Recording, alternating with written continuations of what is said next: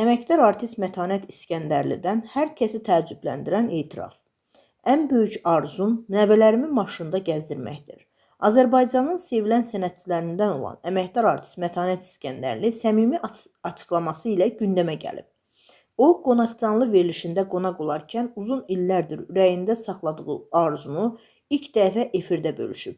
Sənətçi bildirib ki, indiyədək maşın idarə etməyi öyrənə bilməyib və bu səbəbdən nəinki sükan arxasına keçmək, heç avtomobil idarə etmək haqda ciddi düşünməyib.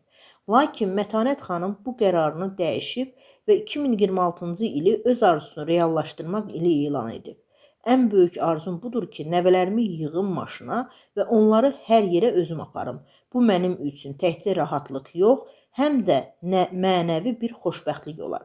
Onlarla birlikdə vaxt keçirmək, bir yerdən başqa yerə aparmaq istəyi illərdir içimdədir, deyə sənətçi səmimi hisslərini bölüşüb. Bu sözləri həm veriliş aparıcısını, həm də izləyiciləri təəccübləndirib. Çünki geniş sənət fəaliyyəti və ictimai görünüşü ilə tanınan bir insanın hələ də sükan arxasına keçməməsi gözlənilməz olub. Sənətçinin bu arzusu həm də ailəyə və nəvələrə olan böyük sevgisinin təzahürü kimi dəyərləndirilib. İzləyicilər Mətanət İskəndərliyə sosial şəbəkələrdə dəstək mesajları yazaraq onun bu gözəl arzusunun ən qısa zamanda reallaşmasını diləyiblər.